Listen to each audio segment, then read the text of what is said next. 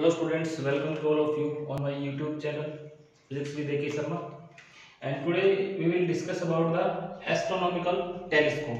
ठीक है बेटा, इससे पहले हमने कंपाउंड माइक्रोस्कोप के बारे में पढ़ा है, आज हम टेलीस्कोप के बारे में पढ़ेंगे. ठीक है, तो टेलीस्कोप क्या होता है? तो telescope it is a device which is used to observe the distinct images of heavenly bodies like star and planets etc. हमें पता है बेटा, जो टेलीस्कोप होता है वो एस्ट्रोनॉमिकल ऑब्जेक्ट जो होते हैं उनको ऑब्जर्व करने के लिए यूज करते हैं, जैसे कि स्टार हो गए, प्लैनेट्स हो गए. ठीक है, उनकी स्टडीज करने के लिए, उनकी डिस्टिंक्ट का मतलब होता है क्लियर, बिल्कुल क्लियर इमेज ऑब्जर्व करने के लिए हम टेलीस्कोप का यूज करते हैं. ठीक है, अब नॉर्मल एडजस्टमेंट में क्या होता है कि when image found at infinity, जब इमेज कहां पे बने? इंफिनिटी पे. जब इस एडजस्टमेंट के ऊपर जो मैग्नीफाइंग पावर होती है टेलीस्कोप की वो मिनिमम होती है. यहां पे देखो, इसमें भी दो लेंस होते हैं. This is eye lens, sorry objective lens and this is eye lens. इसमें उल्टा होता है, जो आई लेंस होता है वो छोटा होता है, अपर्चर भी छोटा होता है उसका, और फोकल लेंथ भी कम होती है. लेकिन जो ऑब्जेक्टिव लेंस होता है उसका अपर्चर भी बड़ा होता है और उसकी फोकल लेंथ भी ज्यादा होती है. ठीक है, जो कि कंपाउंड माइक्रोस्कोप में उल्टा होता है. माइक्रोस्कोप में ये ऑब्जेक्टिव छोटा होता है, आई लेंस बड़ा होता है, लेकिन एस्ट्रोनॉमिकल टेलीस्कोप जो होता है उसमें ऑब्जेक्टिव बड़ा होता है और आई लेंस छोटा होता है. तो यहां पे लिख सकते हैं it consists of two lenses, one of large aperture and large focal length known as objective lens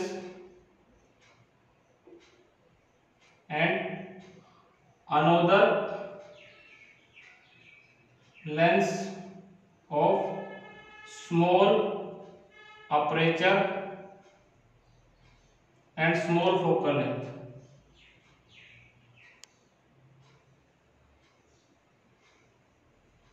known as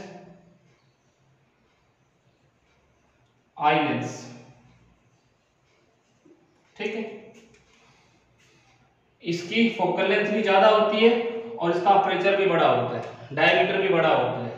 इसकी फोकल लेंथ कम होती है और इसका डायमीटर भी छोटा होता है. ठीक है, तो ये हमारे पास नॉर्मल एडजस्टमेंट में क्या होता है, कोई भी एस्ट्रोनॉमिकल टेलीस्कोप है वो इस लेंस से इनफाइनाइट दूरी पे होगा. तो जब कोई ऑब्जेक्ट इनफाइनाइट डिस्टेंस पे होता है तो उससे कैसी रे जाती है? पैरेलल रे जाती है. तो ये जो ऑब्जेक्टिव लेंस है वो इमेज बनाएगा. कहां पे इमेज बनाएगा? फोकस पे इमेज बनाएगा. कहां पे इमेज बनाएगा? फोकस पे. ठीक है, जब ये फोकस पे इमेज बनाएगा तो ये इमेज इसके लिए ऑब्जेक्ट का काम करती है.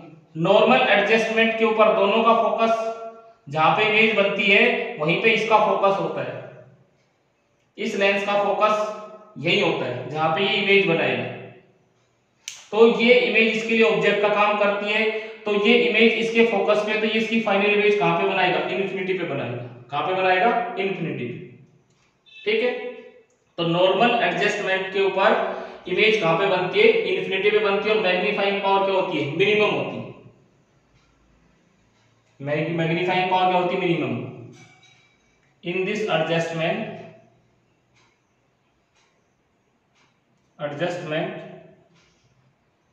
magnifying power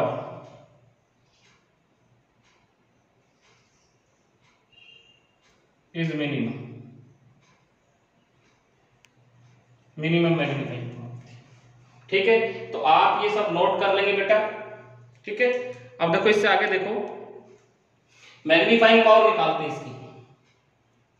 देखो यहाँ पे, तो इसकी मैग्नीफाइंग पावर निकालते हैं. मैग्नीफाइंग पावर तो मैग्नीफाइंग पावर क्या होती है बेटा? It is the ratio of angle subtended by the image magnifying power.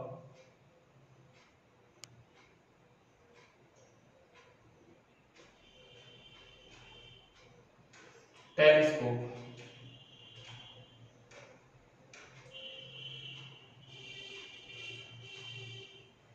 ठीक है। m is equal to beta upon alpha. It is the ratio of, लिख लेते हैं, it is the ratio of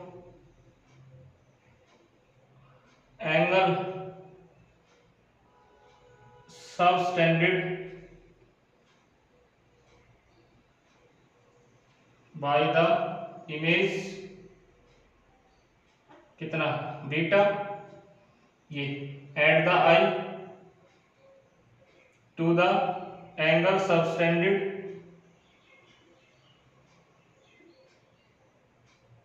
bye the object at the eye when both are lies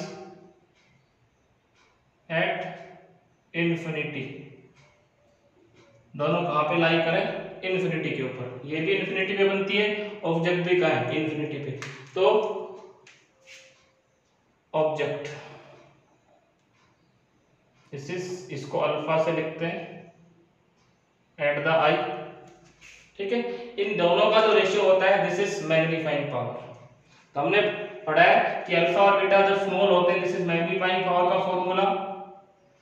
so when alpha and beta are small then हम क्या लिख सकते हैं? m is equal to 10 beta upon 10 alpha. Alpha को 10 alpha लिख सकते हैं, beta को 10 बीटा लिख सकते हैं, जब अल्फा और बीटा क्या हो? स्मॉल, ठीक है। जब अल्फा और बीटा स्मॉल हो तो अल्फा को 10 अल्फा लिख सकते हैं और बीटा को 10 बीटा लिख सकते हैं। अब देखो यहाँ पे हम 10 अल्फा और 10 बीटा की वैल्यू कैलकुलेट करते हैं। तो देखो equation number first, in triangle, कौन सा triangle? C1 A dash B dash, C1 A dash B dash, ये वाला ट्रायंगल देखो, ये C1, ये पॉइंट C1, ये A डैश B डैश, ये वाला ट्रायंगल, ये ट्रायंगल। तो इसमें tan बीटा निकालेंगे,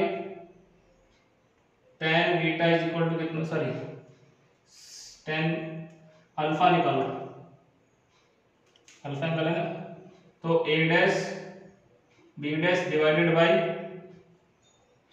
C1 B dash, C1 B dash perpendicular upon base. इसी तरह से इन triangle C2 A dash B dash, A dash B dash, ये वाला ट्रायंगल देखो C2 A dash B dash, ये वाला ट्रायंगल, इसमें बीटा निकालो, tan बीटा। tan बीटा कितना आ जाएगा बेटा? tan बीटा हमारे पास, this is perpendicular A dash B dash divided by C2 B dash. Use these value in equation number first, ये वैल्यू इक्वेशन नंबर फर्स्ट में यूज करो। Use these value in equation number first.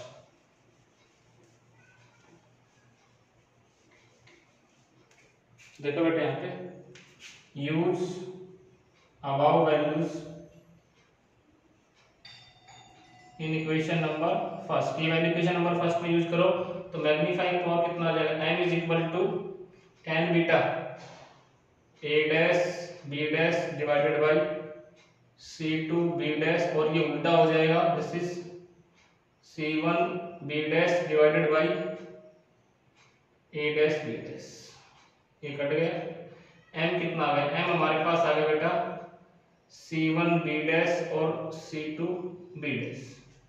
अब C1 B dash, C1 B dash, ये यहां से यहां तक का distance, this is f naught, focal length of objective lens, and this is fp। तो यहाँ पे हम लिख सकते हैं क्या, इसको मिटा रहा हूँ बेटा, यहाँ से इसको मिटा रहा हूँ। m is equal to, this is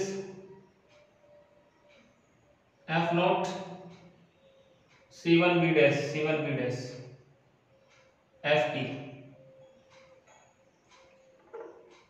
minus का, ये डिस्टेंस इधर लेंगे तो पॉजिटिव, इधर लेंगे तो negative, f naught by F T,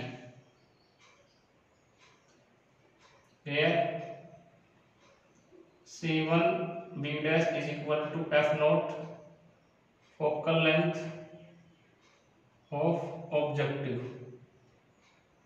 objective lens, और c2 b dash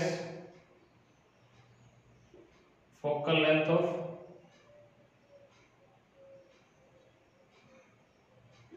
I lens. ये किसकी फोकल लेंथ है, आई लेंस की, और ये फोकल लेंथ किसकी है, ऑब्जेक्टिव की। ठीक है, और ये मैग्नीफाइंग पावर क्या होती है, मिनिमम। ठीक है, सो m इज इक्वल टू कितना आ गया, f naught by F T, minimum magnifying power.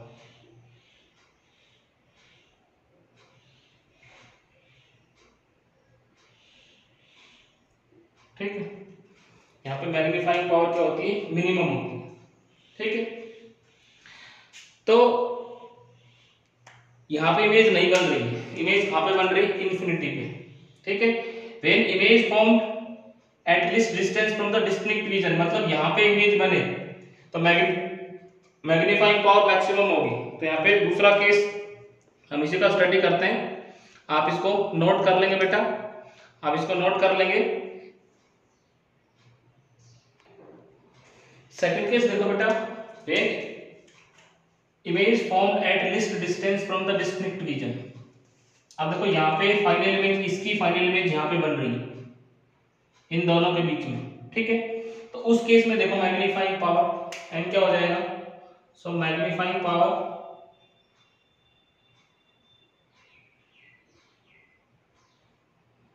m is equal to beta upon alpha, और m को क्या लिख सकते हैं, और m is nearly equal to tan beta upon tan alpha, ऐसे लिख सकते हैं, इक्वेशन नंबर फर्स्ट।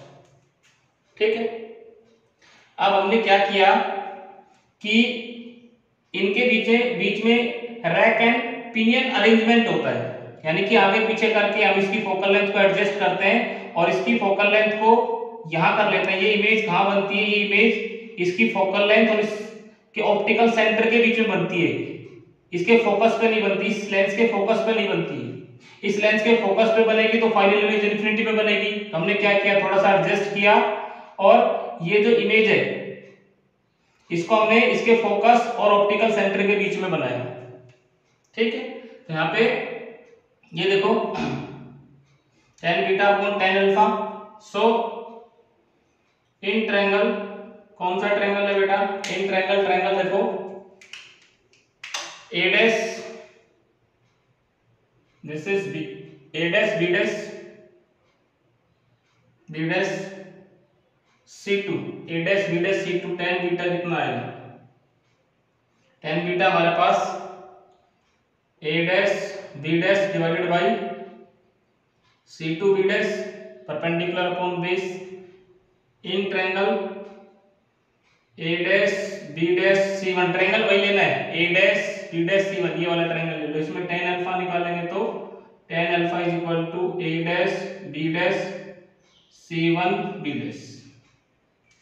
ठीक है, this is c1 b dash, एक तो ये ट्रायंगल लिया हमने ये, और एक ये ट्रायंगल लिया, सेम ट्रायंगल लिया जो पीछे पहले में लिया। Use these value in equation number first, ये वैल्यू इक्वेशन नंबर फर्स्ट में यूज करो। तो ये वैल्यू इक्वेशन नंबर फर्स्ट में यूज करेंगे तो देखो हमारे पास m कितना आ जाएगा बेटा, यहाँ पे देखो, then m is equal to a dash b डैश c2 B dash multiply by, ये उल्टा हो जाएगा, C1 B dash A dash B dash, ये कट गया, कितना आ गया, m इज इक्वल टू हमारे पास आ गया C1 B dash divided by C2 B dash. अब C1 B dash, C1 B dash, ये तो इमेज फोकस में बढ़ रही है, तो ये यहां से यहां तक का डिस्टेंस क्या है, f0, ठीक है बेटा। और ये देखो, ये अब ये यहां से यहां तक का डिस्टेंस, ये डिस्टेंस ये क्योंकि फोकस तो ये है फोकस, तो ये यूई हो जाएगा, माइनस यूई, ठीक है। तो m कितना आ गया हमारे पास, m हमारे पास आ गया, this is f0 by Yui, ठीक है। और यूई क्या है, object distance from the eye lens, where U E is, where object distance from eye lens, eye lens से ऑब्जेक्ट का distance, object distance from eye lens, ठीक है बेटा। अब यहां से देखो थोड़ा सा इसमें मॉडिफिकेशन हम करते हैं, आप लोग इसको नोट कर लेंगे, ठीक है।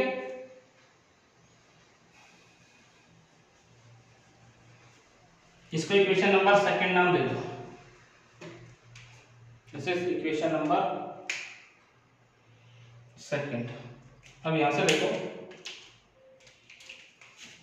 लेंस फॉर्मूला क्या होता है, from lens formula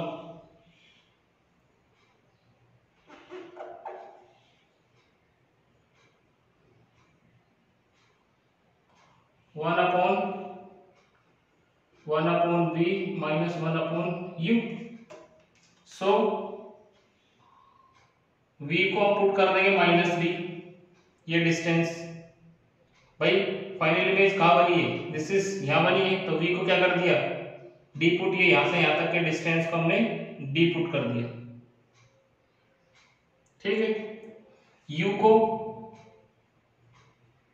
minus ui, ठीक है, और f को हमने पुट कर दिया, दिस इज प्लस fe, ठीक है बेटा। तो रखो ये वैल्यूज, ये वैल्यूज रखेंगे तो हमारे पास क्या आ जाएगा, this is 1 upon fe is equal to 1 upon minus D, minus u की जगह 1 अपॉन माइनस ui, ठीक है बेटा।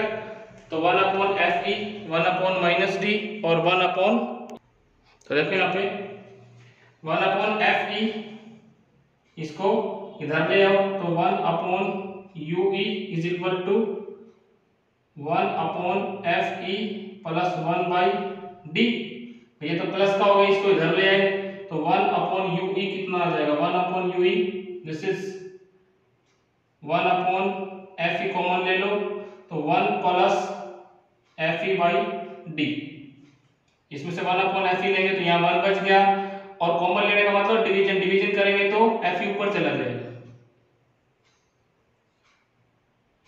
This is equation number third. Use equation third in equation second, third का सेकंड में यूज करो, तो थर्ड का जब सेकंड में यूज करेंगे तो हमारे पास क्या आ जाएगा बेटा, ये देखो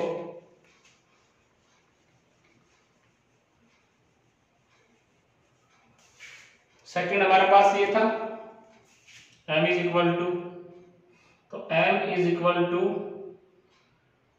f नॉट, और 1 अपॉन ui की जगह, माइनस ui की जगह हमारे पास क्या जाएगा, minus fe 1 plus fe upon d, this is magnifying power, maximum magnifying power of the telescope, this is maximum magnifying telescope, ये टेलीस्कोप की मैक्सिमम मैग्नीफाइंग पावर, ठीक है। अब ऑब्जेक्टिव और आई लेंस की बात करें तो फोकल लेंथ ऑब्जेक्टिव की ज्यादा होनी चाहिए और आई लेंस की कम होनी चाहिए, तो मैग्नीफाइंग पावर क्या रहेगी, मैक्सिमम होगी। और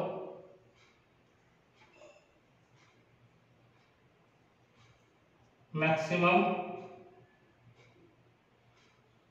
मैग्नीफाइंग पावर